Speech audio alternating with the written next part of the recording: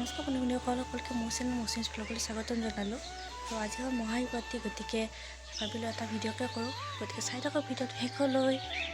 আজি যিহেতু মই ৰাতিপুৱাতে গা পা ধুই আজৰিছোঁ, গতিকে মই আগতে চাকি বন্তিখিনি দি লওঁ, যিহেতু আজি মহাশিৱৰাত্ৰি হয়। আৰু মই বহুত দিন ভ্লগ বনোৱা নাই, ভাবিলোঁ আজি মই এটা ভ্লগ বনাওঁ আৰু আপোনালোককো দেখাওঁ। আৰু চাকি তাকি দিবৰ কাৰণে মই বেলপাত ছিঙি লৈ আহিলোঁ।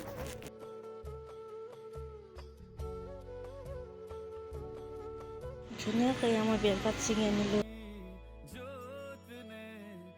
আৰু মই চাকি দিবৰ কাৰণে থালখন ধুনীয়াকৈ পৰিপাতি কৰি ল'লোঁ।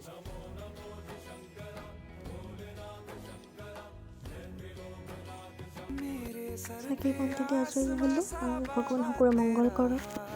আৰু এইটো হ'ল আমাৰ কলনীৰ শিৱ মন্দিৰ, ইয়াত আজি পূজা। আৰু মই ওলালোঁ ডিউটিলৈ বোলো, যিহেতু মই ৰিটেইলত কাম কৰি আছোঁ, গতিকে মোৰতো আৰু অফ নাই, আজি তাতে ছেটাৰডে। ব্যস্ত মহানগৰ ৰাতিপুৱা সময়খিনি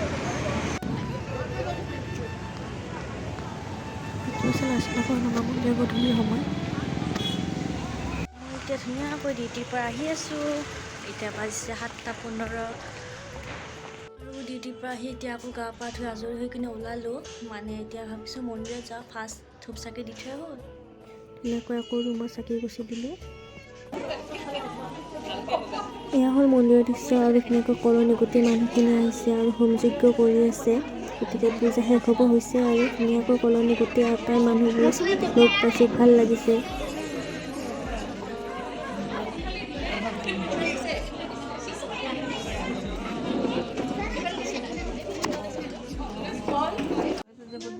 নিৰ্মালি ল'লোঁ আৰু আমি ধুনীয়াকৈ পূজা চাই বহি আছোঁ। আৰু দেখিছে নহয় তাইৰ উৎপাতটো, মানে ইমান উৎপাত কৰিছে নহয়, এনেকৈ যুঁজি থাকে।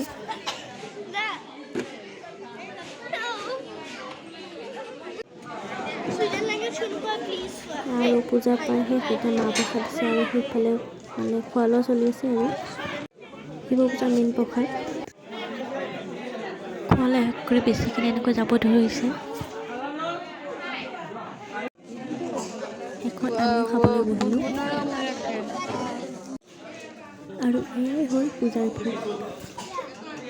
আৰু প্ৰায় পূজা শেষ কৰি আহিলোঁ এতিয়া ঘৰত। আৰু ভ্লগটো মই ইমানতে শেষ কৰিলোঁ। যদি ভাল পালে লাইক কমেণ্ট ছাবস্ক্ৰাইব কৰি দিব। Thank U.